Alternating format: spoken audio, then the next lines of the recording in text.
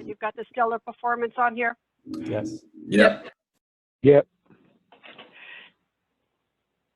This information, if you want to go ahead and pull that up, Jesse, and we can take a read through it and see if we can find the information. Oh, that'll take me a minute. Hold on. It's like buried in all the presentations from the conference. But yeah, let me go find it. Okay, that's fine. Basically what this module is it pulls the information from the LSA, the longitudinal system analysis. And that information used to be the AHAR, but now it's changed the name from the AHAR to the LSA, and it went from being put into HDX1 to HDX 2.0. So this is where all of that information that we have pulled from a lot of our reports for the AHAR is going into, and they've devised a way where we can actually get better information out of it. So in doing that, you see here that there were 3,000 households and 4,993 people that were on our LSA. And you've got the number of days homeless, and that's the average, but you can click here and go in and view the details. And it tells you which ones were adults only, children and adults, or children only. And then it breaks it down even further into the length of time that they were homeless, where you've got adults only, 0 to 30 days, there was 59%, and more than 366 days, so more than a year, there was 5%. So this is a different way to look at our data for the ROC and how it is broke down into these reports where we can actually see, look at a graph and get a better visual. Because just the numbers out there, okay, yeah, 56%, yeah, okay. But if you break it out and see all the different ranges, then it makes more sense and give us more power in talking with people and especially our communities. So Justina, this is only continuum-wide information? Yes. Or can we slice it up for our own area? I don't know that it can be sliced per area. Say what? My understanding is that it's continuum-wide because it just pulls from the LSA. Like I don't think there was a way to get it drilled down. Okay. And here we have exits to permanent destinations. And we have more adult and children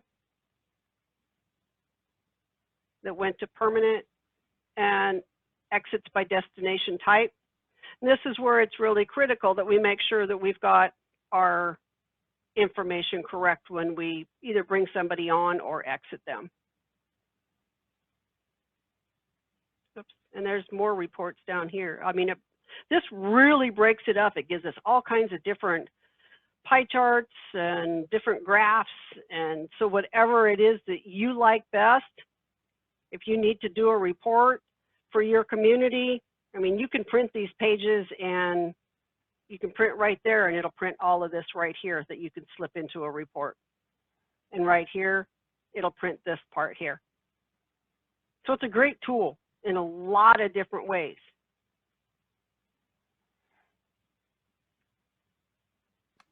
So it looks like they didn't include the worksheet in the electronic version that they uploaded after the conference. So I just emailed the coordinator to see if I can get that and send it out to everybody who's interested in kind of learning a little bit more about how to walk through this. But I can also send out the link to just the presentation as a whole, because I mean, they give a little bit more explanation too in there. Nice. Okay. Well, then you could go here from overview. You can look at trend. And that's exits to permanent. A few more different bar graphs here. Children only.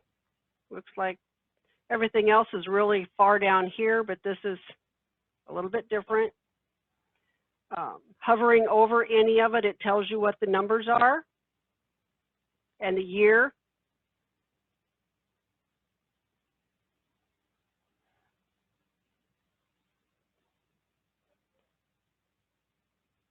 And a system map. This shows served in the homeless system and exits to permanent. And then we have how many that return. I mean, this graph in itself is really, it's quite interesting, and it's really powerful if you used it in a community report. You can look at non-veterans, and it shows you those. Adults with children. Children only.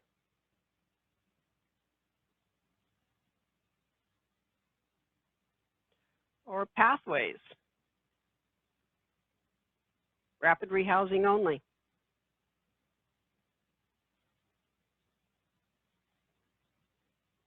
Transitional to rapid.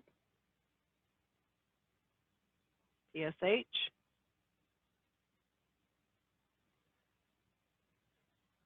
Or all of them. So you can see where they're listed here.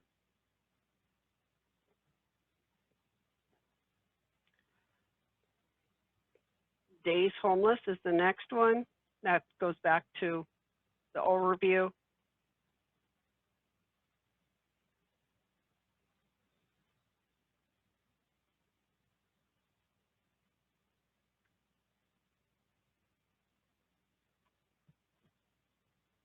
Rapid rehousing, 54 days prior to move-in.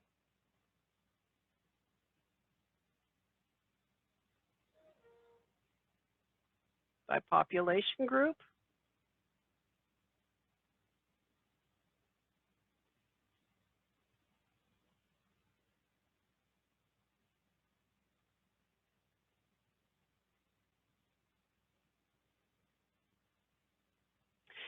And look at this one. It gives us our racial disparity. How many people are being served? And that was one of the questions that we had in our continuum of care application. Exits. Only 39% went to permanent housing.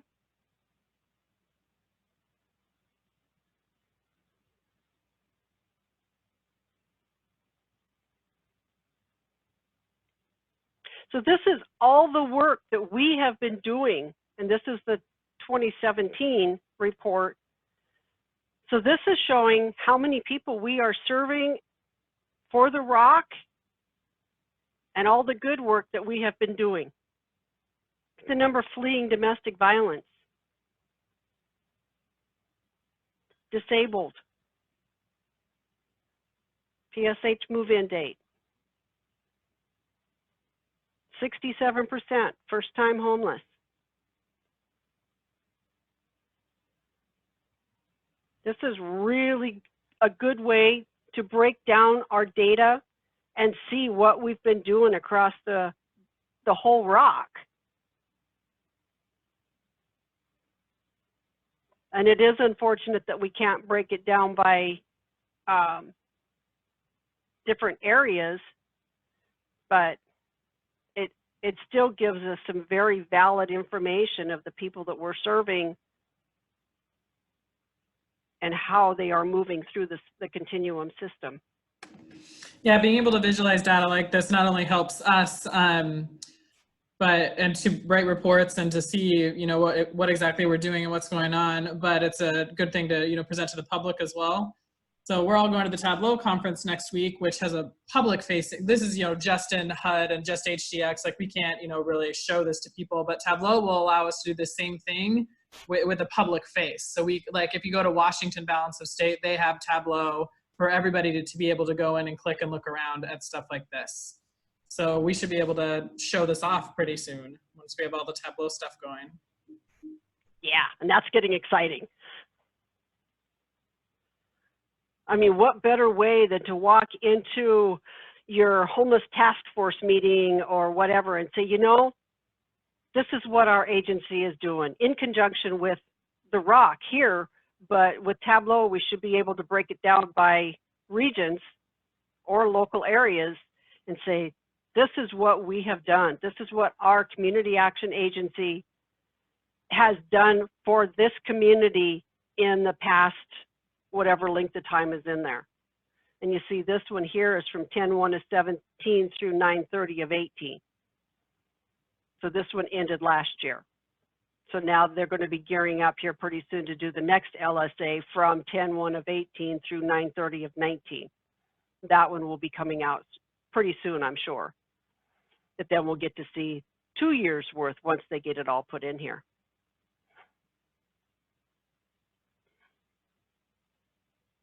And the nice thing about Tableau, once we get that, is we can determine what type of graphs and charts that we want and some of the information that we want in there.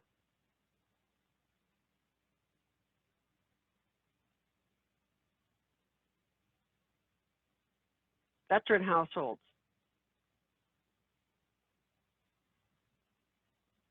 And then I think eventually Service Point is going to have ClickSense embedded in it. Does anybody have access to that yet? The ROC does not. The ROC does not. Okay. No. But I mean, then that you'd be able to do this for yourself, right? Through Service Point with your own data. ClickSense is really fancy and nice. We had it in Washington County before I left. But yeah, you could do this down to your level, like some of you guys were asking, down to the regional county level. Yeah. And all this here is available for all of us to view? If you don't have access to the HDX at this point, then all you have to do is request it, go in and try to set up an account, and then I can add you so that you can view any of these. Yeah, it's not, Stella is in a separate account. It's just your HDX account, and then it's a tab in the upper right-hand corner of. Okay, great. Yeah. Yep.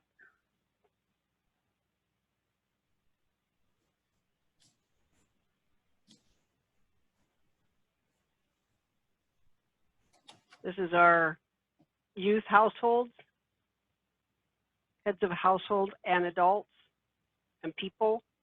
This is all children only.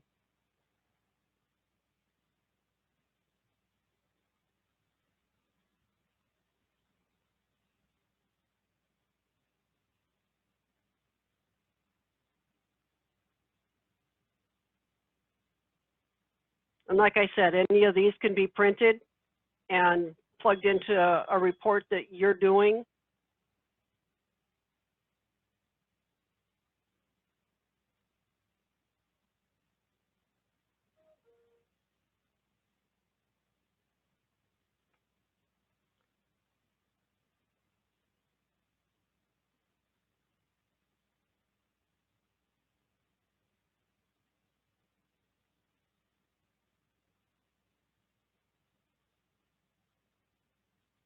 Anybody have any questions on this report?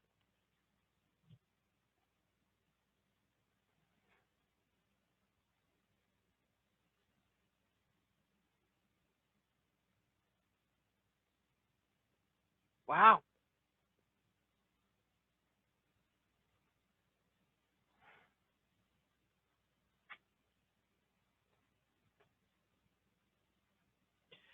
You can also look at action plans,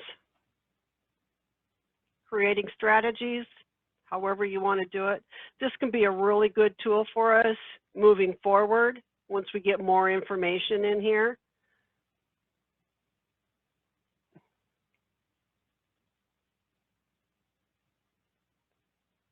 And there's different insights in here already.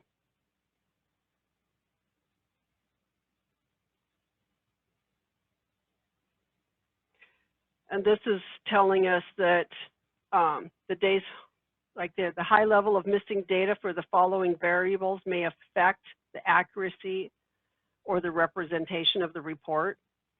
so we can actually go in and see. And this is why it's really critical that we can gather as much information when we're putting data into Service Point as possible, because it affects not only our current reports for OHCS or for HUD, but it also affects these reports as well.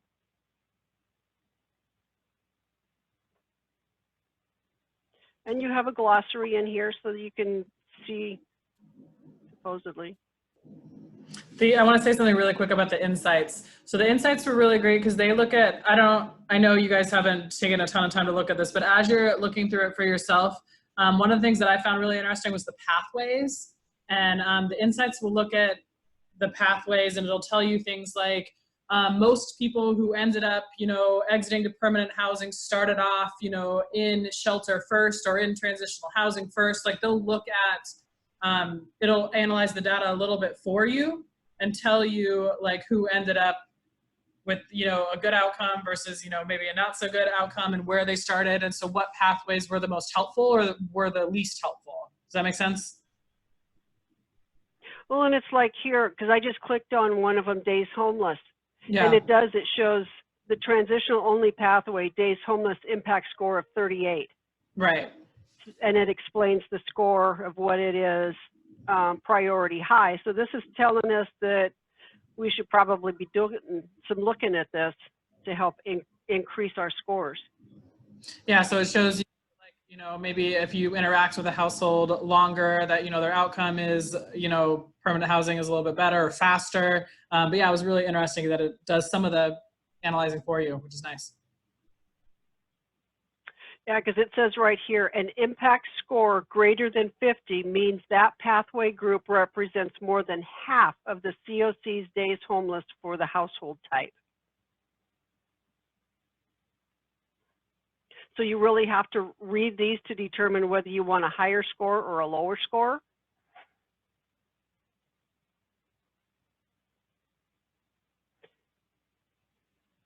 But this would be something for us to actually start looking at in more detail to determine exactly what's going on within the rock, all across the rock in one specific location. Because we can look at these and see, and then we can come up with more strategy on how to maybe do a little bit better or change some things as we're moving forward. This gives us a lot of insightful information that we can use in a way that we've never been able to use it before, which is great. I mean, we've been putting information into the AHAR for a long time now, and that information goes up to DC, and they put out reports. They put out half of their report at one time, and then like 6 months later they put out the other half of the report, and having to review that report to find out a little bit more information on what's going on in your area is great, but it doesn't go to the detail that this report does.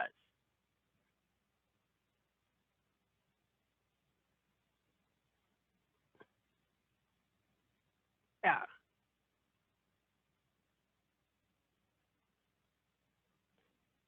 So if you're not in the HDX right now and you would like to be, let me know and go through the sign up process, create an account, and then I can get you entered in where you can view all of this and get a better handle on what's going on across the rock.